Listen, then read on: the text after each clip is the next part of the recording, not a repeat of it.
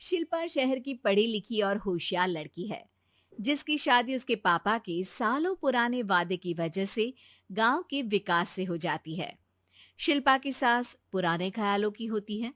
अरे शहर की हो, इसका मतलब ये नहीं कि जो मन आए करोगी। घर के कुछ नियम है जो तुम्हें भी मानने पड़ेंगे। हाँ। मम्मी, मुझे रीति रिवाज से कोई दिक्कत नहीं है, पर ऐसे नियम जिनका कोई मतलब ना बने, वो तो गलत है। हाय, देखो तो। अरे घर आए एक दिन पूरा नहीं हुआ और सास से जुबान लड़ाना भी शुरू। नई हो, बहू हो, अपनी हद में रहना सीख लो। हाँ। इतने में विकास भी वहां आ जाता है।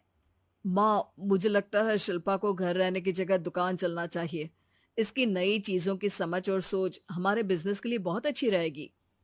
बेटे की बात सुनकर माँ को बहुत गुस्सा आ जाता है। अच्छा, अरे बीवी के आते ही तेरे तो सुर बदल गए। अगर ये दुकान जाने लगी तो गांव में क्या इज्जत रह जाएगी हमारी है। लोग क्या कहेंगे। ये कहीं नहीं जाएंगी बस। हाँ। माँ के आगे और कुछ बोले बिना विकास वहां से चला जाता है और सास शिल्पा को घर के कामों में लगा देती है। उसी रात विकास और शिल्पा साथ बैठकर बातें कर रहे होते हैं। मम्मी ऐसा क्यों सोचती हैं कि औरतें कुछ नहीं कर सकती, और उन्हें लोगों की इतनी चिंता क्यों है? पापा की डेथ के बाद माँ ने दुकान संभालने की कोशिश की थी, पर लोगों ने उल्टी सीधी बातें सुनाकर उनका आत्मविश्वास इतना गिरा दिया कि वो कुछ कर ही नहीं पाई और सोचने लगी कि शायद औरतें ये सब कर ही नहीं सकती, इसलिए उनसे भी नहीं हुआ। लोगों की यही तो दिक्कत है, उन्हें अपने से ज्यादा दूसरे की जिंदगी में स्वाद आता है। वैसे लोग जिनसे डरते हैं ना, उन्हें ही तोड़ने की कोशिश करते हैं। आप फिक्र मत करो, मम्मी की सोच बदलने का तरीका है मेरे पास। और अगले ही दिन से शिल्पा अपनी सास की सोच बदलने और लोग क्या कहेंगे के डर को खत्म करने की जद्दोजहद में जुट जाती है।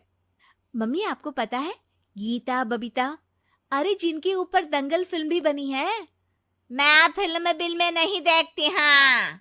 वो हरियाणा की लड़कियां हैं, दोनों रेसलर हैं। उन्होंने जब ये शुरू किया था ना, तो लोगों ने बहुत बातें बनाई, बुरा भला बोला, मजाक भी बनाया, लेकिन उन्होंने ना किसी की सुनी, ना अपने ऊपर से विश्वास खोया और ना ही हार मानी। और देखो आज किस मुकाम पर है। अरे तो ये सब मुझे क्यों सुना रही है। हाँ। नहीं नहीं, बस ऐसे ही, हमें अपने आसपास की खबरें तो रखनी चाहिए ना। ऐसा कहकर शिल्पा अपनी सास को सोच में डालकर वहां से चली जाती है।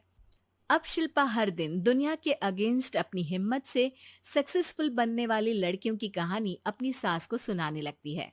इसी तरह कुछ समय बीत जाता है। और माँ, आजकल बहुत चुप चुप रहती हो, सब ठीक तो है ना? बस कुछ सोचती रहती हैं, इसीलिए ज्यादा बोल नहीं पाती। ऐसा क्यों हुआ माँ, कोई दिक्कत है क्या? अरे तेरी पत्नी ही दिक्कत है? मैंने क्या किया? अरे रोज मुझे कुछ समझाने के मकसद से एक नई कहानी सुनाती है, पर खुद नहीं जानती कि मुझे सब पहले से पता है। हाँ। तो फिर दिक्कत क्या है माँ?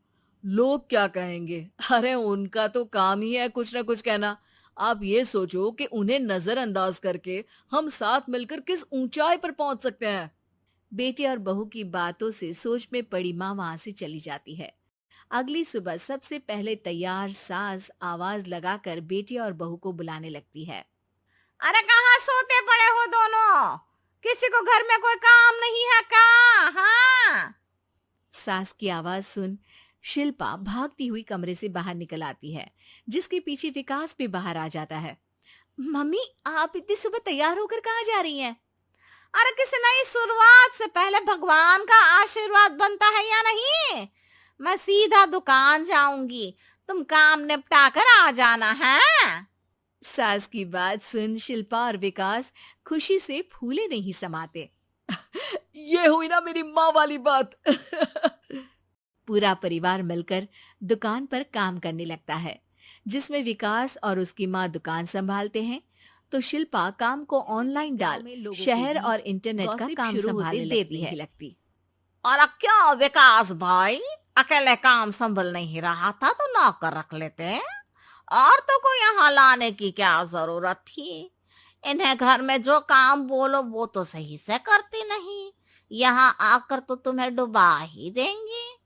अरे भाई साहब, अगर आपके घर की औरतें सही से काम नहीं करती ना, तो हमें उससे कोई लेना देना नहीं।